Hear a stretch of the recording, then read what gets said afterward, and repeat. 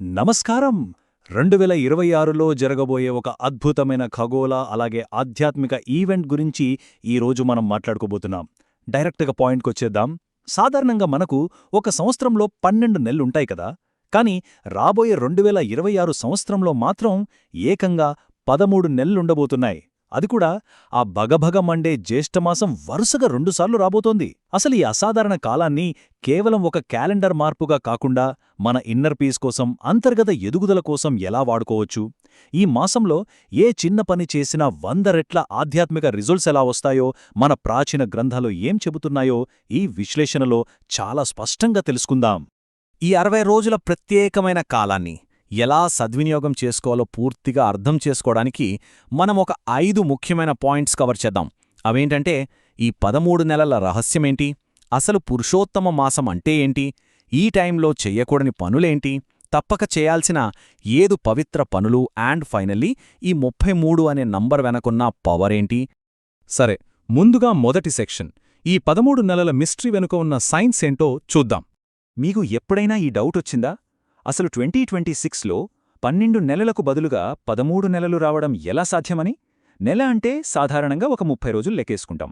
మరి క్యాలెండర్లో ఈ ఎక్స్ట్రా నెల సడన్గా ఎక్కడనుంచి ఊడిపడింది? ఈ ఆసక్తికరమైన ఖగోళ పజిల్ లాజిక్ని ఇప్పుడు డీకోడ్ చేద్దాం. దీని వెనుక చాలా అద్భుతమైన మ్యాథ్స్ ఉందండి. సింపుల్గా చెప్పాలంటే, భూమి సూర్యుని చుట్టూ తిరగడానికి పట్టే సూర్య సంవత్సరం సుమారు 365 రోజులుంటుంది. కాని చంద్రుణ్ణి కదలికల ఆధారంగా లెక్కించే చంద్ర సంవత్సరం కేవలం 354 రోజులు మాత్రమే ఉంటుంది. అంటే ప్రతి సంవత్సరం ఈ రెండింటి మధ్య కరెక్ట్గా 11 రోజుల గ్యాప్ వస్తుందన్నమాట. ఈ గ్యాప్ని గనక అలాగే వదిలేస్తే ఏమవుతుందో తెలుసా? కొన్నేళ్లకి మన పండుగల సీజన్లు మొత్తం మారిపోయి భయంకరమైన చలికాలంలో మనం హోలీ ఆడుకోవాల్సొస్తుంది. నిజంగానే ఈ ప్రాబ్లం సాల్వ్ చేయడానికే మన ప్రాచీన ఖగోళ శాస్త్రవేత్తలు ప్రతి 32 నుండి 33 నెలలకొకసారి ఒక అదనపు నెలను జోడించే పద్ధతిని కనిపెట్టారు. దాన్నే మనం అధికమాసం అంటాం. ఒకసారి 2026 క్యాలెండర్ టైమ్లైన్ గమనిస్తే మీకు క్లారిటీ వస్తుంది. మే 16వ తేదీన వైశాఖమాసం ఎండైపోతుంది. మామూలుగా అయితే మరుసటి రోజు నుంచే అసలైన జ్యేష్ఠమాసం వచ్చేయాలి. కాని ఇక్కడ మే 17వ తేదీ నుండి జూన్ 15 వరకు అధిక జ్యేష్ఠమాసం నడుస్తుంది. ఆ తర్వాతే మళ్లీ నిజ జ్యేష్ఠమాసం స్టార్ట్ అవుతుంది. దీన్ని బట్టి మీకు అర్థమయ్యే ఉంటుంది, రాబోయే 2026 ఎండాకాలంలో జ్యేష్ఠమాసం ఏకంగా 60 రోజులపాటు సుదీర్ఘంగా ఉండబోతుంది. ఇక సెక్షన్ 2, పురుషోత్తమ మాసం. ఇక్కడే మనం సైన్స్ నుంచి కాస్త మన ఆధ్యాత్మికత వైపు షిఫ్ట్ అవుతాం. ఖగోళ శాస్త్రం ప్రకారం చూస్తే ఈ అదనపు నెలలో సూర్యుడు ఒక రాశి నుంచి మరో రాశిలోకి మారడు. సింపుల్గా చెప్పాలంటే, సూర్య సంక్రమణ అనేది జరగదు. అందుకే ప్రాచీన కాలంలో ఈ నెలను అపవిత్రమైనదిగా భావించి మలమాసం అనేవారు. అయితే మన పౌరాణిక కథనాల ప్రకారం ఈ మలమాసం చాలా బాధపడి సాక్షాత్తు శ్రీమహావిష్ణువు దగ్గరికి వెళ్ళిందట. అప్పుడు శ్రీహరిదయతో ఈ మాసాన్ని స్వయంగా దత్తత తీసుకుని తన పేరైన పురుషోత్తమ అనే పేరును బహుమతిగా ఇచ్చారు. అలా ఒక సాధారణ ఖగోళ ఈవెంట్ కాస్త దైవిక జోక్యంతో అత్యంత పవిత్రమైన, శక్తివంతమైన మాసంగా మారిపోయింది. వాటే ట్రాన్స్ఫర్మేషన్ కదా. ఈ స్లైడ్లో ఉన్న అద్భుతమైన కోట్ చూడండి. పద్మపురాణంలో స్వయంగా శ్రీ మహావిష్ణువు చెప్పిన మాట ఇది. ఈ మాసంలో ఏ చిన్న పవిత్ర కార్యం చేసినా అది సాధారణ సంవత్సరమంతా చేసిన పూజల కంటే 100 రెట్లెక్కువ అనంతమైన ఫలితాన్నిస్తుంది అని ఆయన మాటిచ్చారు. దీన్నే మనం మోడర్న్ భాషలో భారీ స్పిరిచువల్ ROI అనుకోవచ్చు. తక్కువ ఎఫర్ట్తో అత్యధిక ఆధ్యాత్మిక ఫలాలను పొందే ఛాన్స్ అనమాట. నెక్స్ట్ సెక్షన్ 3, నిషిద్ధ కార్యాలు. అంటే ఈ నెలలో ఏ పనులకు దూరంగా ఉండాలి అనే క్లియర్ ఫౌండేషన్ వేసుకుందాం. మన సాంప్రదాయ గ్రంథాల ప్రకారం ఈ పురుషోత్తమ మాసంలో కొన్ని కార్యకలాపాలను పూర్తిగా వాయిదా వేసుకోవాలి. ఏంటంటే, వివాహాలు, గృహప్రవేశాలు, శంకుస్థాపనలు, ఉపనయనాలు, అలాగే కొత్త వ్యాపారాలు ప్రారంభించడం లాంటి లౌకిక కార్యక్రమాలు చేయకూడదు. ఇక్కడ ఒక విషయం గుర్తుంచుకోండి, మనమిక్కడ ఏ ఒక్క పర్టికులర్ నమ్మకాన్ని సపోర్ట్ చేయడం లేదు. మన సోర్సెస్లో ఉన్న ట్రెడిషనల్ రూల్స్ని యాజ్ ఇట్ ఈజ్గా మీ ముందుంచుతున్నామంతే. వీటితో పాటు మద్యం, మాంసాహారం తీసుకోవడం, విపరీతమైన కోపం, పగటిపూట నిద్రపోవడం లాంటివి కూడా ఆయుర్వేదం మరియు శాస్త్రాల ప్రకారం ఈ టైంలో మంచిది కాదని చెబుతారు. అయితే ఈ రూల్స్ చూడగానే ఇవేవో రిస్ట్రిక్షన్స్ లాగా నెగిటివ్గా ఫీల్ అవ్వకండి. వెనుకున్న లాజిక్ ఏంటంటే, ఇవి మనల్ని వేడుకలకు దూరం చేయడానికి పెట్టినవి కాదు. ఇదొక ఉద్దేశపూర్వకమైన spiritual reset.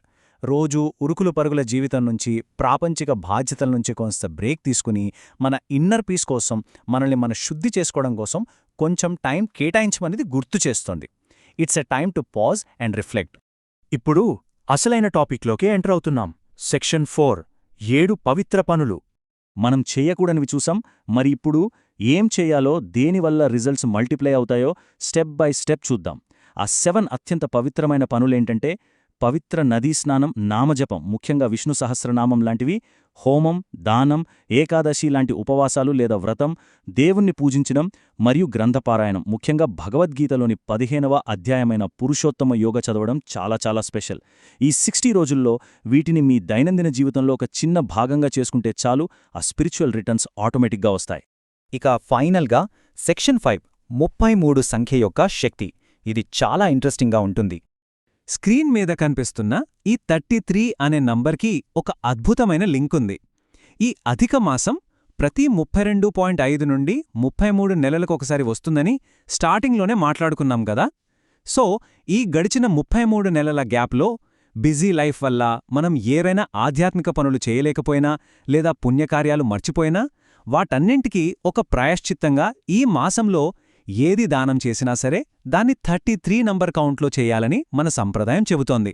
It's like making up for last time. మరి ఏమేమి దానం చేయాలి అంటారా? పక్కా ట్రెడిషనల్గా చెప్పాలంటే అపూ పాలు అనగా మనకు తెలిసిన అరిసెలను 33 సంఖ్యలో దానం చేస్తారు. వాటితో పాటు 33 పండ్లు, 33 తమలపాకులు మరియు 33 నాణేలను ఒక ఇత్తడి లేదా వెదురు పాత్రలో ఉంచి దానం చేయడం చాలా చాలా విశేషమని మన సోర్సెస్ స్పష్టంగా చెబుతున్నాయి. వినడానికి ఆశ్చర్యంగా ఉన్నా ఈ అపూప దానం చేయడం వల్ల ఏకంగా భూదానం చేసినంత గొప్ప ఫలితం వస్తుందని నమ్ముతారు. దానం చెయ్యాలన్న ఆలోచనే చాలా గొప్పది కదా. ఈ కలియుగంలో దానమనేది అన్నింటికంటే గొప్ప సద్గుణం. పైన చెప్పినవే కాకుండా మనకు తోచినంతలో పేదలకు అన్నదానం చేయడం, ఎండాకాలం కాబట్టి చలివేంద్రాలు ఏర్పాటు చేసి నీళ్లు ఇవ్వడం, వస్త్రదానం, అలాగే గోసేవ లాంటివి చేస్తే మనసుకి చెప్పలేనంత ప్రశాంతత వస్తుంది. తోటి మనుషుల పట్ల, మూగ జీవాల పట్ల మనం చూపించే చిన్న దయ ఈ మాసంలో 100 రెట్ల పుణ్యాన్ని తిరిగిస్తుందనేది క్రూషియల్ పాయింట్ ఇక్కడ. సో ఫైనల్గా ఒక చిన్న ప్రశ్నతో ఈ విశ్లేషణను ముగిస్తాను. 2026 మే, జూన్ నెలల్లో రాబోయే ఈ అరుదైన 60 డేస్ పవిత్ర కాలాన్ని, ఈ లైఫ్ టైం ఆపర్చునిటీని మీరు పర్సనల్గా ఎలా ప్లాన్ చేసుకుందామనుకుంటున్నారు? ఏ దానాలు చెయ్యాలి? ఏ గ్రంథం చదవాలి? ఈ ఉద్దేశపూర్వకమైన పాజ్ని మన అంతర్గత శాంతి కోసం ఎలా వాడుకోవాలి అని ఆలోచించండి. ఈ అద్భుతమైన సమయాన్ని ఒక బ్యూటిఫుల్ స్పిరిచువల్ జర్నీగా మలుచుకుంటారని ఆశిస్తున్నాను. ఉంటానండి.